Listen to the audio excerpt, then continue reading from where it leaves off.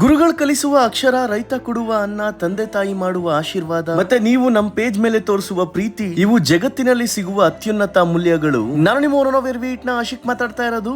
ನಮ್ಮ ಬಸವನಗುಡಿಲಿರೋ BMS college hostel ಹತ್ರ ಹೋಗ್ತಾ ಇರ್ಬೇಕಾದ್ರೆ ಫ್ರಿಟಾಟಾ ಫಿಯಾಸ್ತಾ ಎಗ್ ಕೆಫೆ ಕಣ್ಣಿಗೆ ಬಿತ್ತು.